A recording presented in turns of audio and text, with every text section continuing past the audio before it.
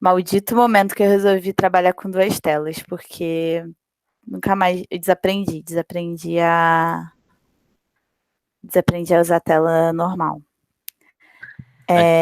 Embora eu só preciso elogiar seu LED no seu fone. Além de duas telas, você tem um LED, isso Ai, tá não, incrível. cara, eu juro pra vocês, não foi de propósito. Meu computador ele é um senhor idoso, e aí ele já não tem mais som e microfone próprio, e aí eu me vi obrigada a comprar um headset. E aí, nessa era gamer, só existe headset com Aí, LED, e cá é, estamos. em Se nada breve, der certo, eu vou virar streamer, vou ficar a gente, rica. vamos streamar conteúdo didático aí pra galera. Pô, com certeza. Beijo pra vocês. Tchau. Tchau, tchau. Galera, hoje vai ser uma aulinha bem. A gente vai voltar esse assunto, a gente já dá tantas vezes. E assim, se vocês não. Se vocês já não sabem esse assunto de cor, vocês vão aprender agora, porque estamos aí para isso. Que é sobre Baixa Idade Média e o início do Renascimento Comercial Urbano, o final da Idade Média na Europa e tudo que aconteceu de lá para cá, né? É onde as coisas começam a dar certo ou errado, depende do ponto de vista. Então, eu ia escrever eu confesso que assim, eu comecei falando, eu vou montar essa aula, eu vou montando o quadro junto com os alunos na aula, aí depois eu falei, não, vou fazer isso, vou já deixar prontinho antes, aí o que acontece? Tem uma parte escrita e uma parte não escrita. E aí depois vocês me dizem o que vocês preferem, que aí já fica no modelo ideal para as próximas aulas. Mas bora lá. Idade Média. Baixa Idade Média. Eu vou. Eu quero saber de vocês, e aí podem ir escrevendo no chat e tal.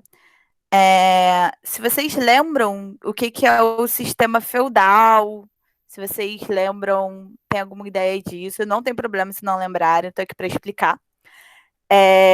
Mas a gente tá mais ou menos no século XI, onde a gente vai começar a contar essa historinha. E a Europa, ela existiu como um modelo feudal.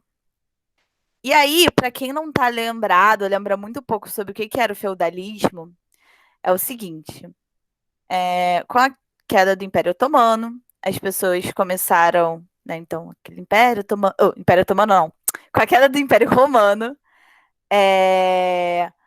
as pessoas saíram das cidades e foram para o campo e começaram a formar várias comunidades por toda a Europa que eram rurais.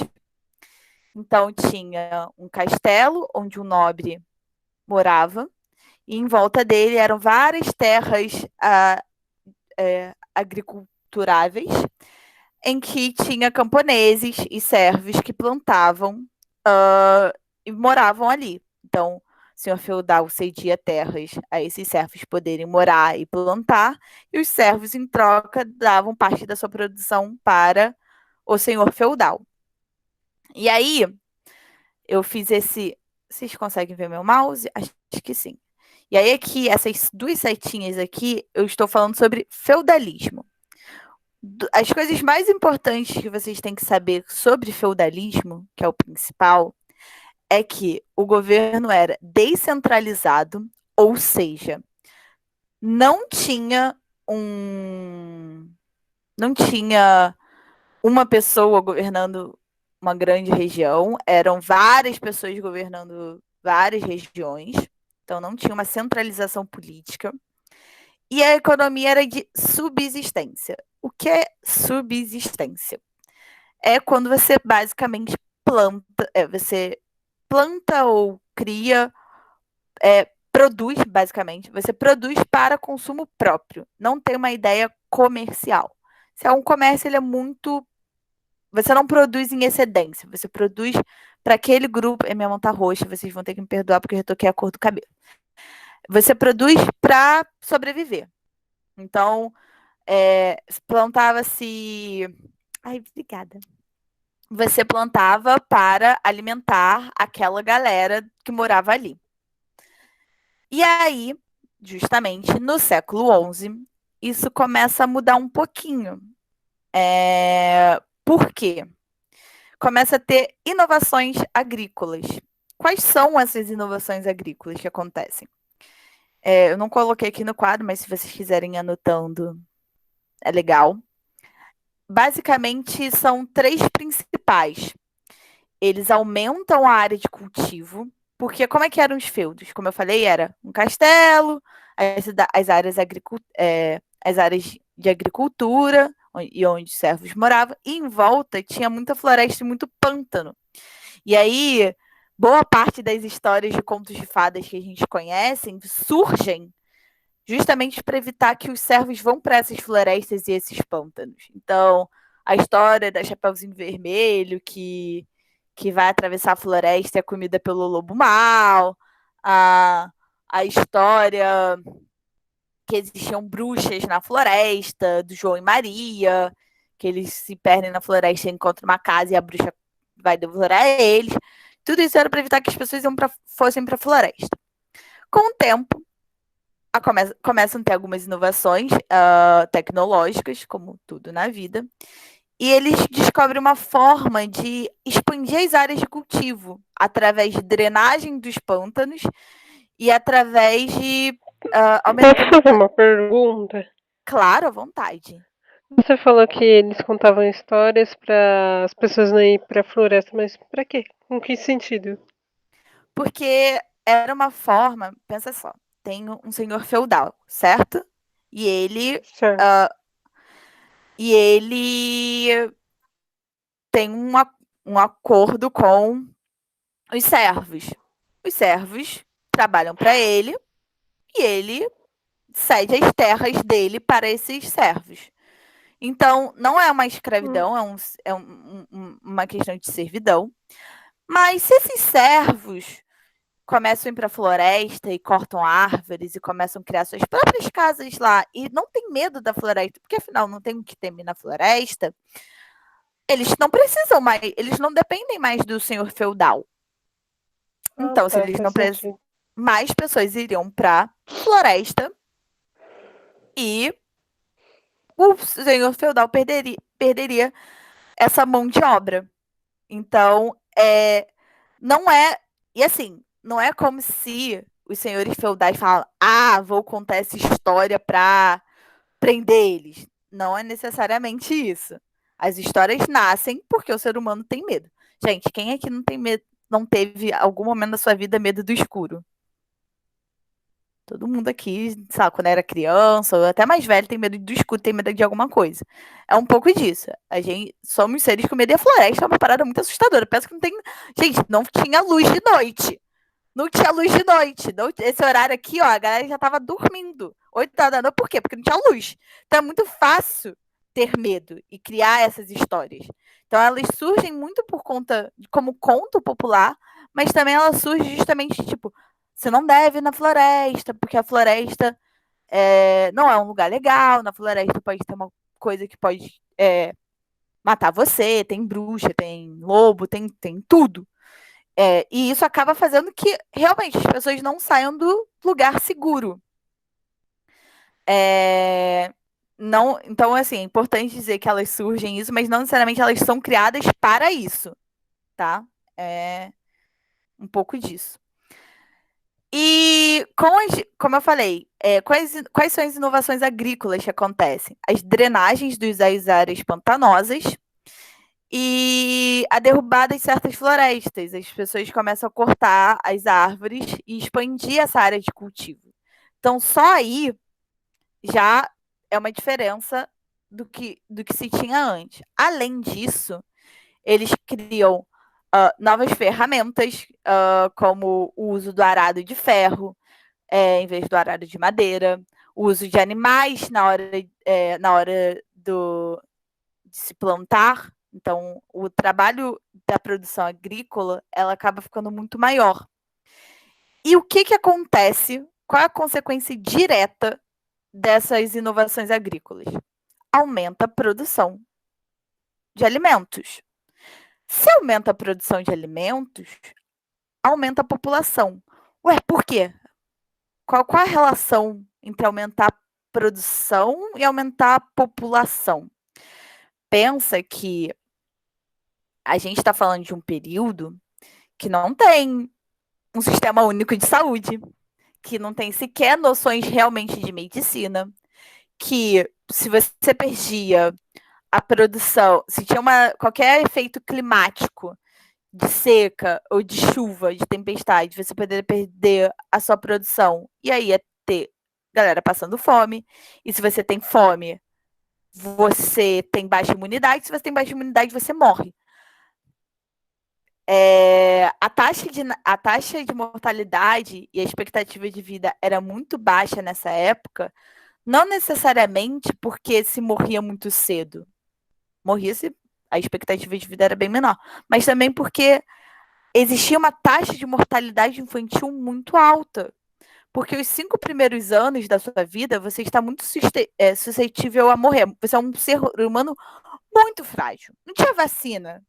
Não tinha. Era muito difícil sobreviver. Se você passa dos 5 anos, você está meio que safe. Já é mais difícil morrer. Você já pode estar, ok. Talvez eu viva aí mais alguns anos.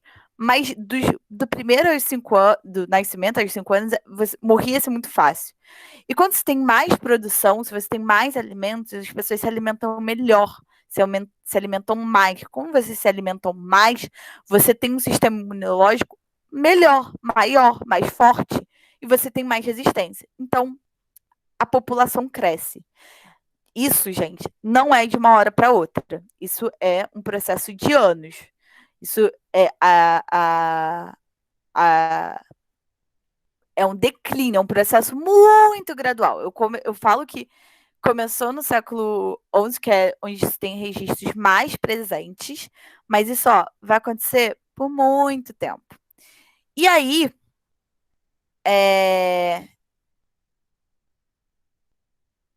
essas, onde essas inovações aconteciam nos próprios feudos. Nos próprios feudos, as pessoas plantavam e as pessoas estão. O ser humano está sempre em evolução. A gente tem costume de falar, a Idade Média foi a idade perdida, mas não.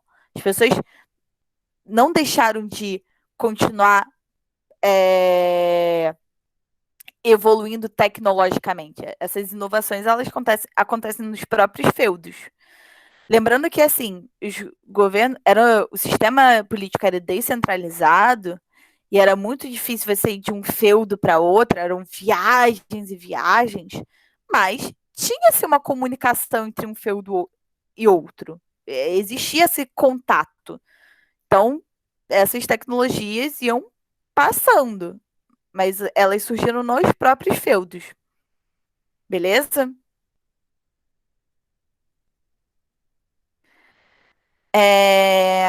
E aí, o que acontece?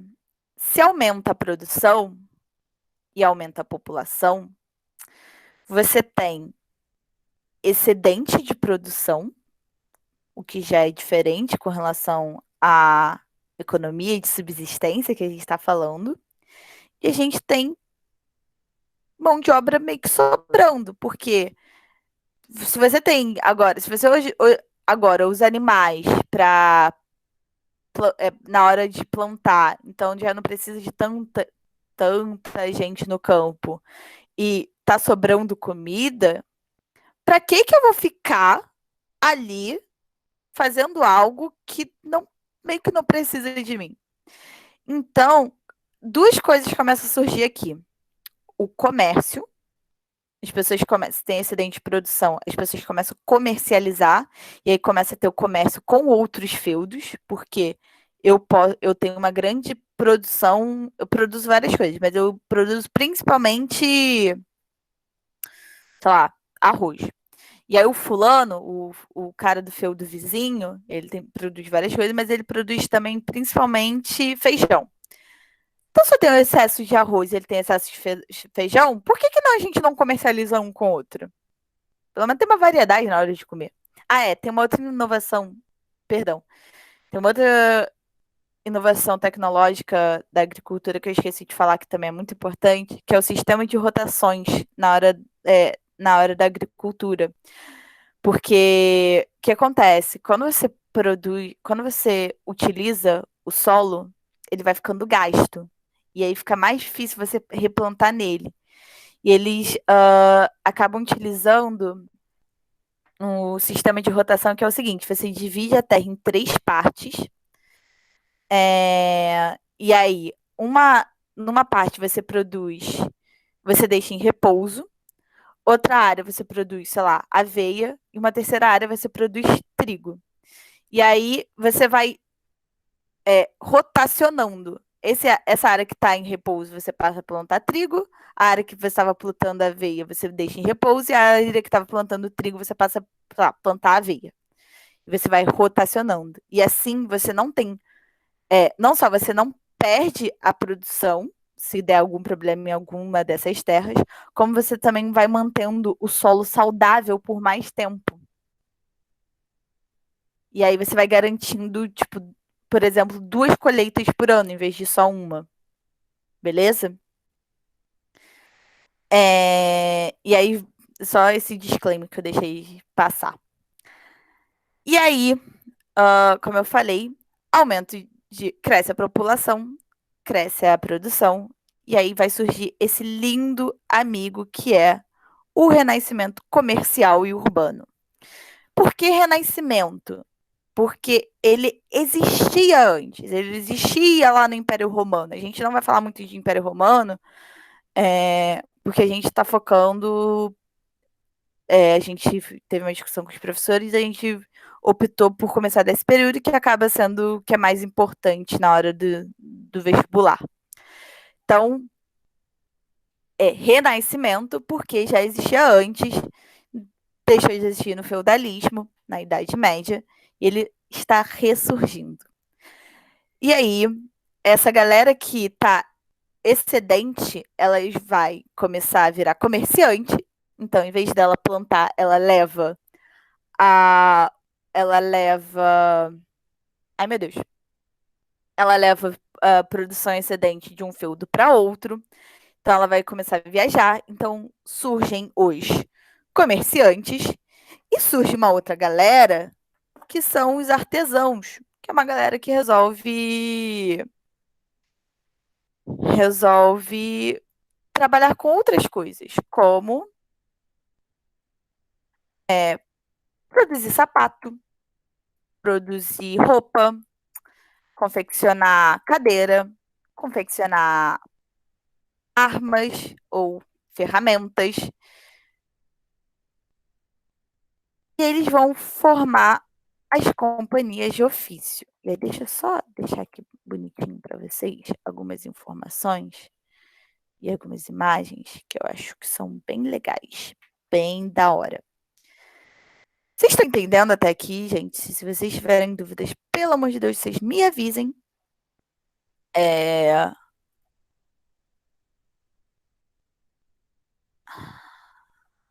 Ai, não dá para usar Ctrl V para colocar a imagem, que saco.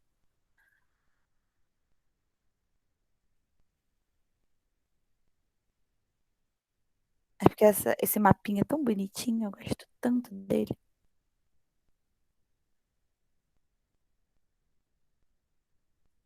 Vocês estão conseguindo ver direito? Se ficar pequeno, eu aumento.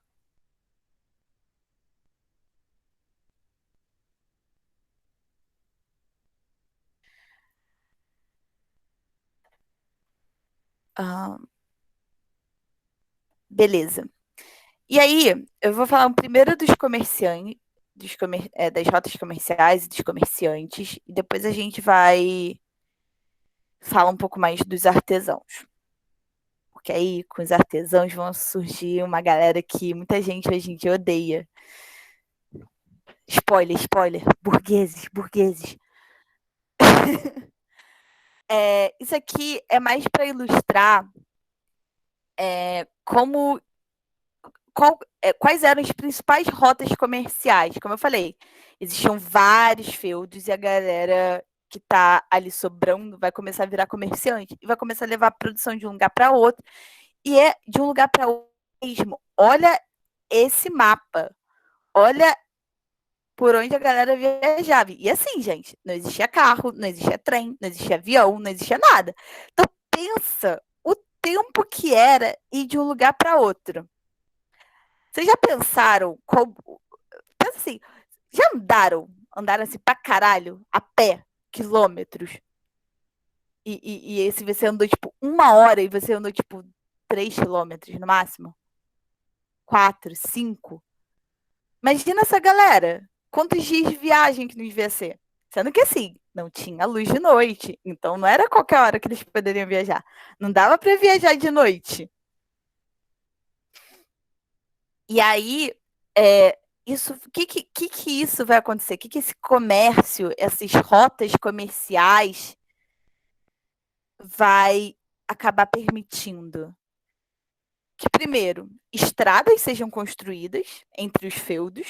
Então, olha só, a galera era descentralizada. Eu falei que existia comunicação, mas não era, tipo, muita comunicação.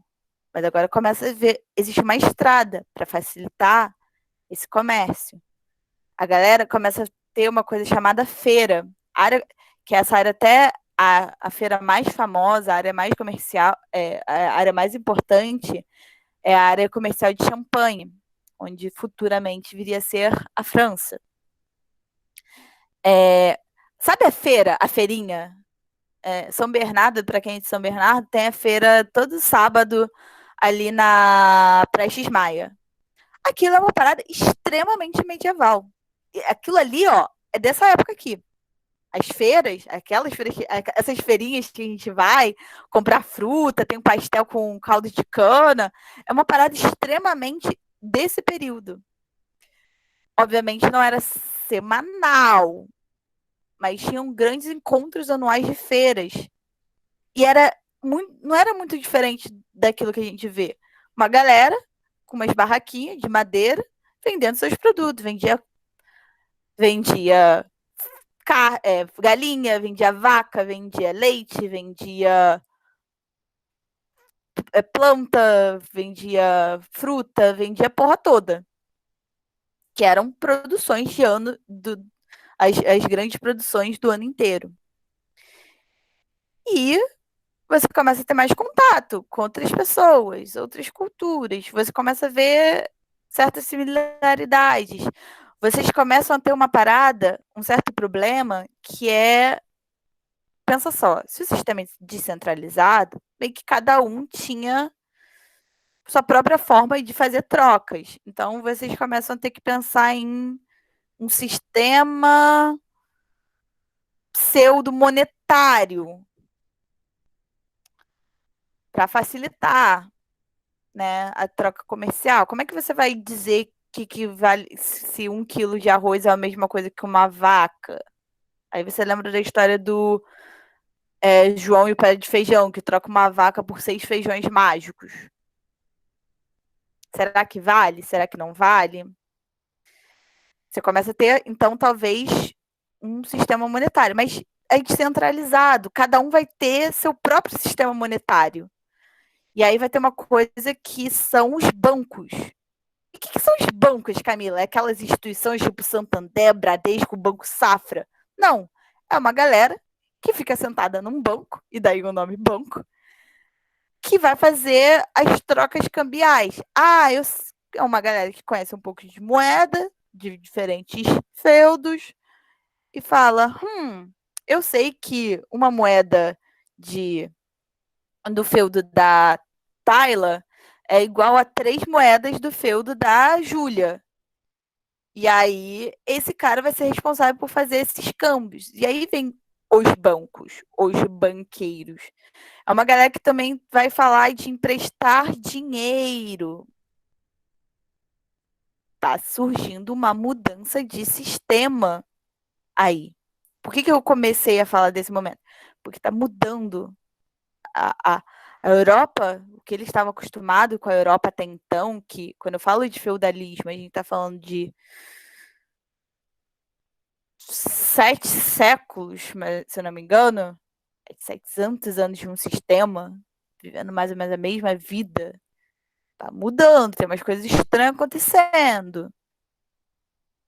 E vai surgir também, como eu falei, os artesãos. E esses artesãos, como eu falei, eles vão ser pessoas que vão falar, que vão fazer sapatos,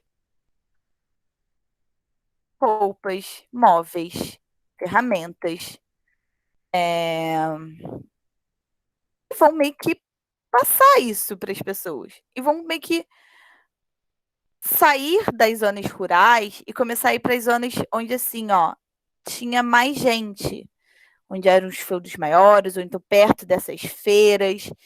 E esses lugares onde eles vão viver, para ficar perto das feiras, perto desses lugares onde tinha muita rota comercial, vão ter um nome, que são chamados os burgos. Começa a surgir aí os primeiros lugares urbanos, não rurais. E quem que vive nos burgos, gente? Quem que deve viver nesses lugares? Qual nome que essa galera vai receber? Os burgueses.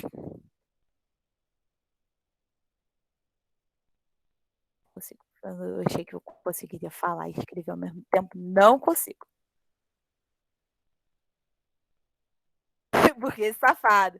Não, nessa hora eles ainda não eram tão safados, não. Eles vão se tornar safados. Calma. É um processo. Eles vão ficando safados com o tempo. Foda mesmo, foda. Essa galera vai ir para as cidades, para os burgos. As áreas. Burgos vão ser áreas urbanas. Vou fazer uma setinha aqui. Amei essa setinha, gente. E eles vão formar uma coisa chamada companhias de ofício. O que são as companhias de ofício? Eu tenho minha casinha, eu produzo meu sapato e eu domino toda a arte. Quando a gente fala de artesão, é porque vem de arte mesmo. A palavra vem de arte. Porque eu faço o sapato desde o início. Eu meço o seu pé, pego a molde e eu corto o couro para ser a sola, eu costuro o tecido que vai ser a cobertura, eu faço a palmilha, eu crio o cadastro, eu faço todo o processo de produção. Artesanato. Hoje em dia a gente tem um artesanato comum, né? Mas é uma arte, é realmente uma arte. E a grande diferença do artesanato para a forma de produzir que vai vir no futuro é porque você sabe todo o processo de produzir aquele produto. E aí, eu levo dias para fazer um sapato, porque não é uma coisa rápida de se fazer.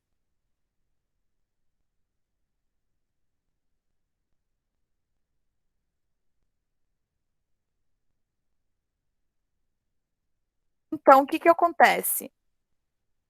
Beleza, eu levo dias para fazer. Então, demora um pouco para eu ter um certo retorno. Eu não consigo fazer muitos sapatos por vez. Só que eu tenho um sobrinho que também era lá da zona rural e ele tá meio que à toa lá. E ele vem para esse burro. E aí eu vou ensinar ele essa arte. Então, eu tenho uma mão de obra e o que eu acordo com ele? Eu te ensino essa arte de produzir sapatos e você vai trabalhar aqui para mim. Todo sapato que você vender, eu ganho uma parcela, porque eu estou te cedendo a minha casa, estou cedendo as ferramentas, então eu fico com uma parte do lucro. E você aprende esse ofício e beleza, então ele vira meu aprendiz. E por que isso é vantajoso para mim? Porque agora eu produzo é mais uma pessoa produzindo sapato na minha loja. Então eu começo a produzir mais sapatos. Então, a gente quer uma demanda que só uma pessoa fazer, são 2 pessoas fazendo. E aí vão surgir as primeiras companhias de ofício.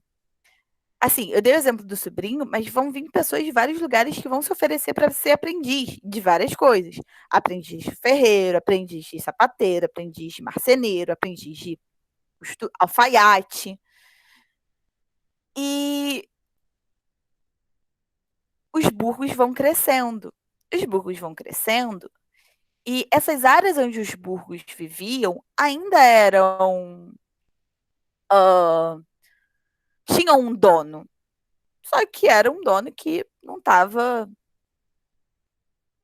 ainda eles respondiam a alguém. Geralmente era a igreja, porque a gente sabe que tinham senhores feudais, e os senhores feudais eram muito fortes nos feudos que eles tinham. Mas a pessoa não, a classe mais poderosa da Idade Média era a igreja. Porque a igreja, ela era uma espécie de senhor feudal também. A igreja tinha feudos. A igreja tinha feudo pra caramba.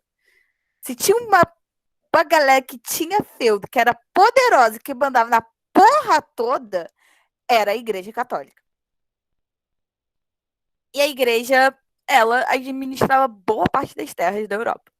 Saibam disso. Ela era extremamente poderosa.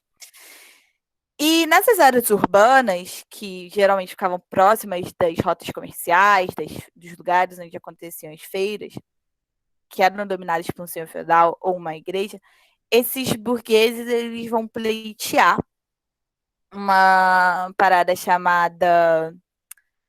Ai, meu Deus, qual é o nome? Espera que fugiu o nome. Segundo, galera. Carta de franquia, lembrei.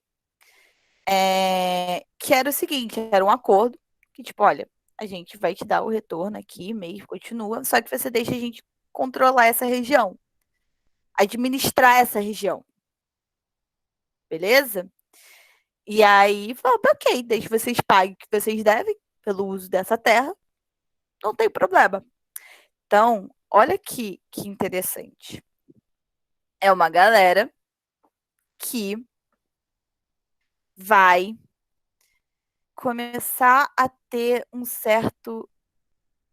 certa... A palavra não é autonomia, mas um aumento de poder, porque agora consegue administrar uma região. Lembra que, até o momento, os burgueses são uma galera de boa. É o tiozinho que faz o sapato. Sabe o alfaiate da sua esquina, o sapateiro da sua esquina, que você vai consertar o sapato quando a sola arrebenta? É um tiozinho daquele. Imagina assim, uma cidade de tiozinhos daquele. Só que o produz sapato, produz umas espadas, ferramentas, vidro, uns móveis. Só que essa galera, esses tiozinhos vão, igreja, deixa eu controlar aqui, você tem muita coisa para fazer, a gente se vira aqui. E aí agora entre eles se viram ali para ver quem que vai administrar, como vai ser a forma de administração. Mas quando você dá essa autonomia, essa certa liberdade, o que será que pode vir no futuro? Calma, não é agora. Spoiler dos próximos muitos capítulos. Tô só introduzindo umas sementinhas para você. Como eu falei, história tem idade decoreba, galera. Uma série de acontecimentos, ó. Reação em cadeia, reação em cadeia. Tá, eu não consigo escrever. Eu vou tentar escrever aqui algumas informações para vocês, para ficar mais fácil. Conta fofoca. Não, gente, não vou... Ô, Júlia, você quer que eu conte o capítulo da novela, o capítulo final da novela? Não é assim que funciona, não, gente. Eu vou contar o último episódio da série? Não. O último episódio. O momento de clímax? Não, é que, ó, eu tô, sabe quando aquele episódio tá muito bom e várias coisas estão acontecendo aí, tipo, um pouco antes, assim, da parada pan, o episódio acaba? É tipo isso. Eu tô preparando o terreno. Ih, tem tanta coisa que vai vir ainda. Se eu contar o final, você. É igual, sei lá, uma série aí que seja confusa. Dark, nunca vi Dark, mas me parece que é uma parada confusa. Se eu falar, o final é esse, você não vai entender nada. Você vai entender nada, porque a série é mega confusa. Tem que, ó, tem que ir com calma, com calma. Ih, gente.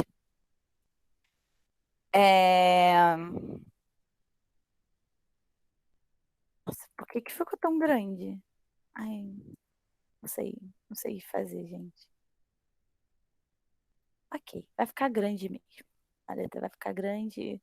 Os designers que me perdoem. Alguém aí quer ser designer?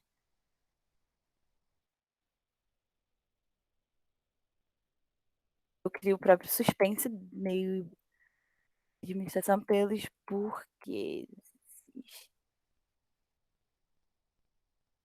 Eu vou ajeitar, gente, calma. Vai ficar bonito, não vai ficar essa coisa horrorosa, não. Calma. Vocês estão entendendo até aqui? Vocês têm alguma dúvida? Por favor, tirem suas dúvidas. Por quê? Aham. Yes. Pra mim tá perfeito. Vocês estão entendendo direitinho. Show. E aí, o que vai acontecer? Isso aí que eu tô falando, todo esse processo que eu tô pincelando para vocês, é... Isso vai. Eu tô falando de. Como eu falei, não é uma coisa que acontece de ontem para hoje, não é um processo de 1 ano, nem de 2. Eu tô falando de mais ou menos 300 anos. Não, assim, 300 anos que eu tô falando, que isso vai acontecendo, não é de uma hora para outra. Isso vai acontecendo aos pouquinhos e vai tá acontecendo.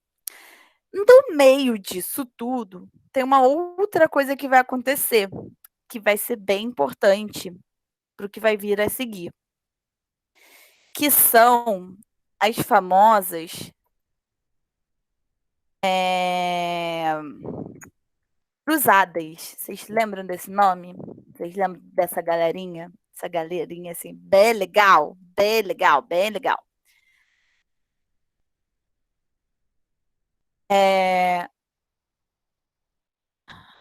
Caralho, não consigo escrever mesmo. Socorro! Bruno, a gente vai ter que conversar. Não dá para eu escrever e falar mesmo. Eu vou deixar os slides prontos, se você quiser aprender. Não, beleza, a gente conversa na próxima aula, daí eu posso ir completando, você tá vendo? Exato que vai Porque, ser. olha, impossível.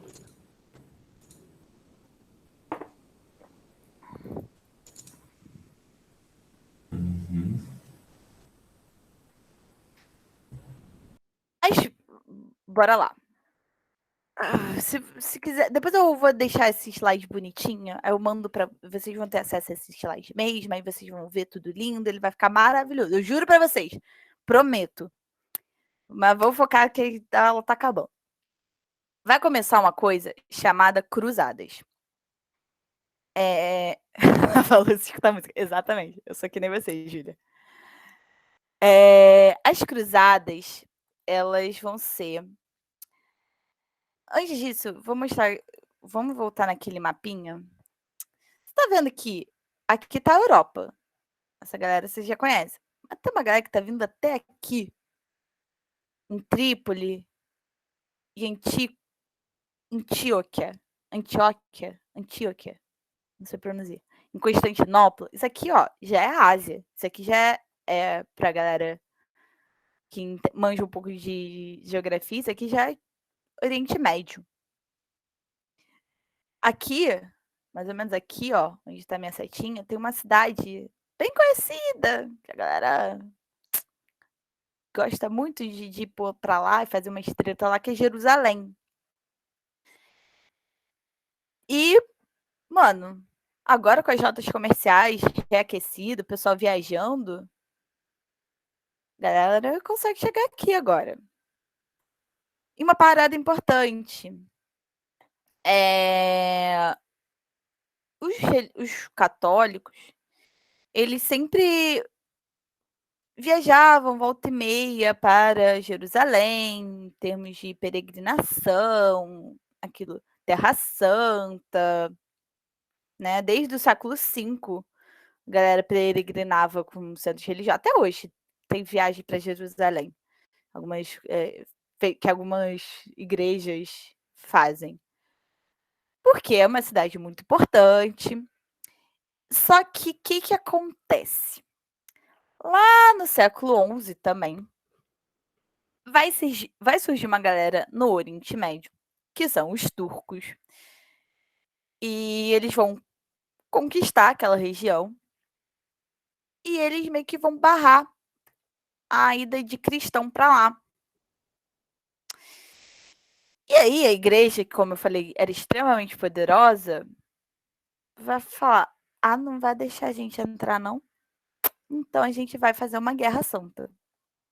E aí vai surgir as cruzadas, e tem um filme com Orlando Bloom que eu recomendo, que é muito bom, que aliás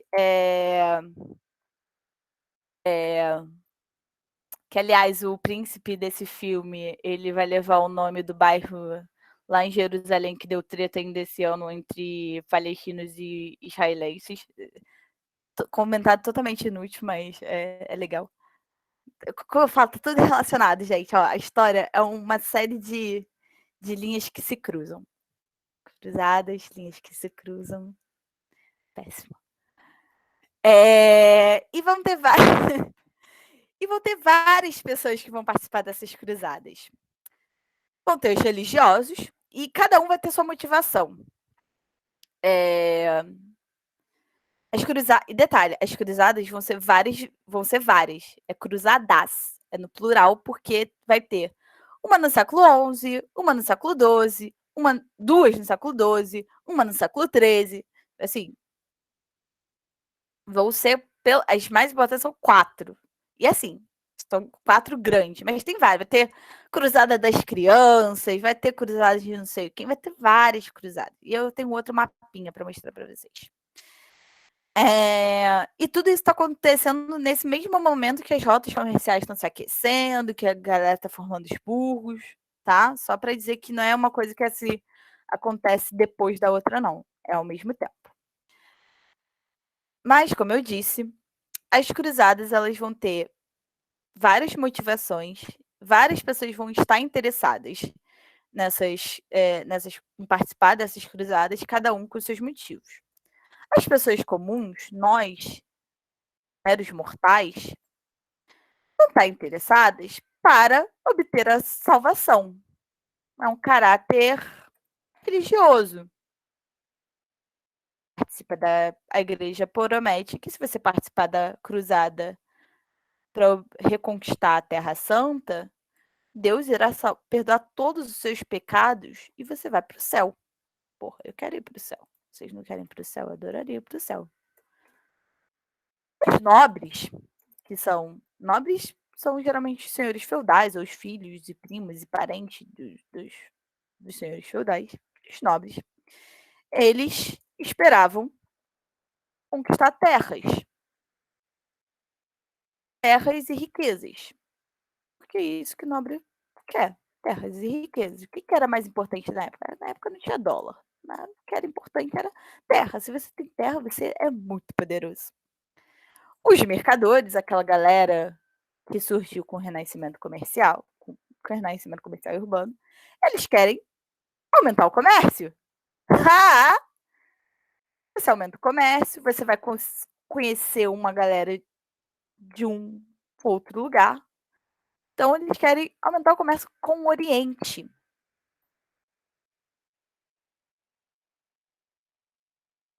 E a igreja, ela tem vários motivos. Também conquistar terras.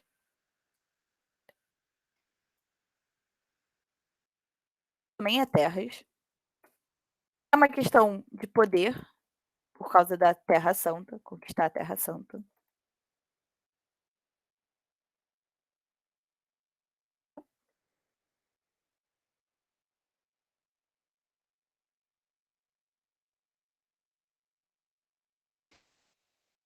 E Vamos lá.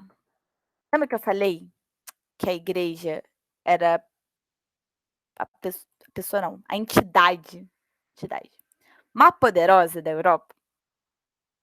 E ela tinha, de certa forma, ela rivalizava com uma galera, que eram os próprios nobres. Ao mesmo tempo que os nobres babavam o ovo da igreja, e a igreja babava o ovo dos nobres, essa relação assim, quase que amorosa, também era uma rivalidade, porque os nobres tinham as terras deles.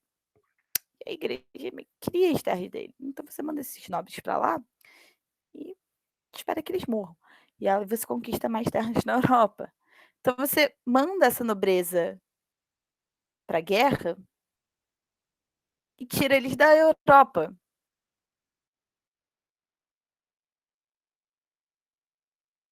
Eles vão para outro lugar. E não, as cruzadas não eram as visitas para Jerusalém. As cruzadas, existiam visitas para Jerusalém de caráter religioso. E aí os turcos, eles passam a tomar conta do Oriente Médio, inclusive Jerusalém, e eles bloqueiam a entrada de cristãos em Jerusalém. As cruzadas são é uma guerra santa para conquistar Jerusalém. É uma guerra de conquista, é conquista territorial, não é uma visita. A galera não tá lá para falar, oi, você é turco, ou oi, você é árabe, vamos conversar e tomar um chá. Não. Essa galera é um bando de herege, infiel, que tem que morrer, e a gente vai retomar a terra do nosso Senhor Jesus Cristo, amém. É guerra, ó, fogo, ó, tiro, porrada e bomba. É isso. Beleza, Ju? E vão ter várias cruzadas. Várias. E tem 4 principais, mas assim, eu não acho que seja tão importante falar dela no sentido de... Eu realmente não acho que caia. Mas eu vou colocar um mapinha. Um mapinha para vocês verem as cruzadas. E aí tem lá como foi feita essas cruzadas. Só um segundo para importar.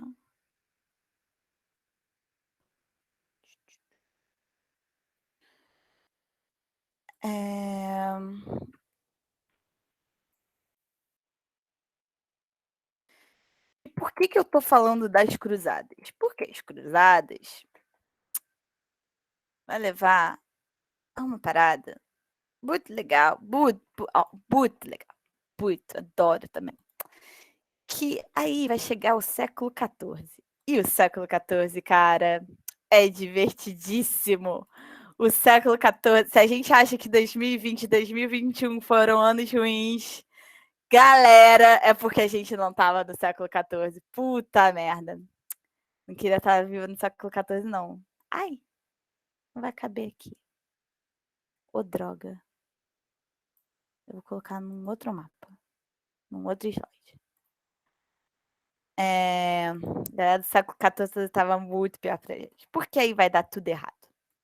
Sabe, início de um sonho deu tudo errado? É o século XIV, galera. O século XIV fudeu muito. Perdão pelo palavreado, mas fudeu muito. Deu tudo errado, gente. Olha, e a gente achava que estava na pior. Por quê? Várias coisas vão levar ao século XIV. Várias coisas. Uma das coisas é o próprio renascimento comercial urbano. O próprio renascimento comercial urbano, vai levar ao século XIV. Por quê? Aumentou a produção, aumentou a comida, aumentou a população, muita gente na Europa. E aí vai ter alguns anos de seca que vai se perder comida. E sem comida, com uma população agora muito maior, dá BO. Além disso, a gente tem as cruzadas, a gente tem comércio com o Oriente. E a galera tá com fome. E a galera já tá com, né, imunidade baixa.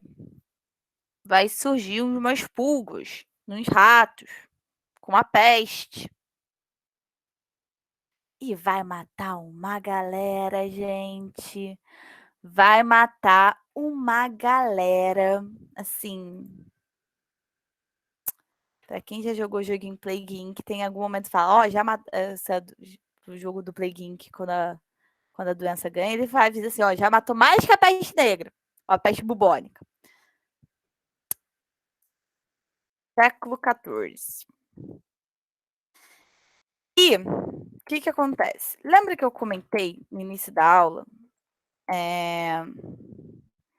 que os feudos vão começar a conversar mais, vai ter mais rota, vai ter mais as moedas surgindo? Vão começar a ter uns reinos maiores. Alguns feudos vão se unir, alguns feudos vão virar aquela ideia de pequenos reinos, sabe? Aquela ideia quando a gente pensa cidade média, imagina um rei, que não sei o quê, nananã. E vai ter uma guerra que ela vai durar 116 anos, apesar do nome não ser esse. Ninguém conhece como Guerra dos 116 anos. Mas vai ser a Guerra dos 100 anos. A Guerra dos 100 anos vai ser entre um reino que ficaria na Inglaterra e um reino que ficaria na França. Eu não vou falar que é a França e Inglaterra, porque esses estados ainda não existem. Mas vocês podem entender como Inglaterra e França. Que eu acho incrível. Inglaterra e França sempre se meteu a porrada. Eles só foram virar amigos no século passado, século XX, que aqueles dois viraram amigos. E vai ter uma guerra de 100 anos que só vai piorar. Tá tendo guerra, tá a galera passando fome, tá a galera morrendo com peste. E tem a galera guerreando ainda por cima. Então, vai dar uns BO. Tudo isso eu tô falando porque os acontecimentos do século XIV vão ser quase que o ponto final para a Idade Média acabar de vez.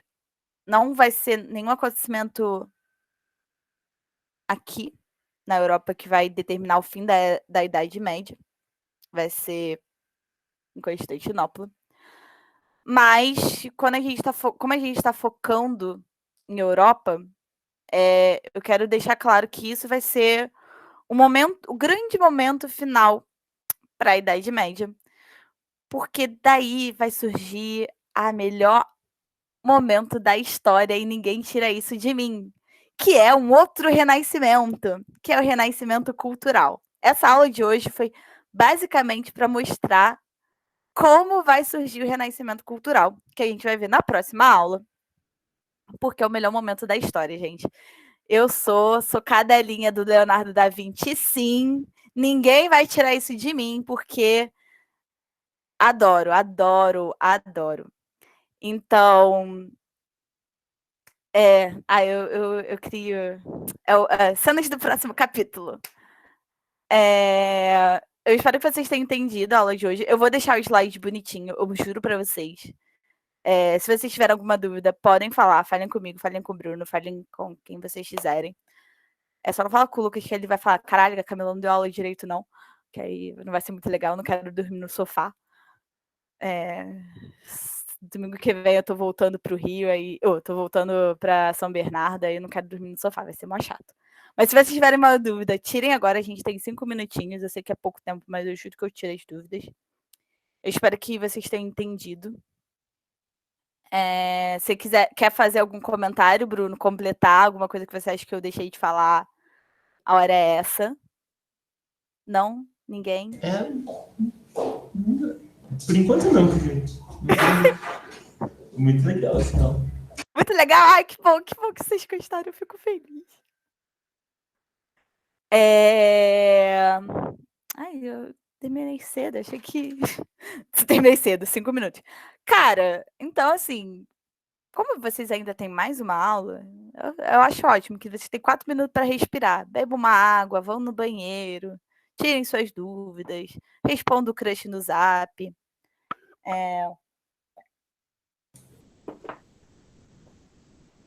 Falem comigo. Perguntem Isso se eu tô tem esse bem. tempo também para pensar na dúvida, né? Pensar em coisa para Pensem na comentar. dúvida. Então, É indicação de livro, de filme, do tema medieval, verdade, se nossa! vocês tiverem Não, alguma coisa para falar. pior que eu lembrei, eu vou falar. Vou citar mídias. Eu adoro nas aulas sempre citar conteúdos de jogos, músicas, filmes ou séries sobre o assunto. Eu esqueci, já ia deixar passar. Tem o filme, como eu falei, As Cruzadas, que tem o Orlando Bloom. Eita, não. Fiz besteira. Aqui, ó. Vou deixar. Filmes. Tem 2 filmes que é legal. Tem A Cruzada, do Orlando Bloom. Tem O Físico, que é bem na época... É um livro que também é filme. Para quem não quiser ler, tem um filme. Que é bem na época do século XIV. E tem Joana Dark, que eu não falei dela, mas eu posso falar um pouquinho melhor. Ela vai ser um grande nome na Guerra dos 100 Anos. Eu tenho que entrar no grupo, gente. Eu juro. Eu nem entrei no grupo do WhatsApp. Olha só que pessoa horrorosa que eu sou. Quer nada com a vida. Professora. Absurdo. Vou entrar no grupo e colocar os nomes.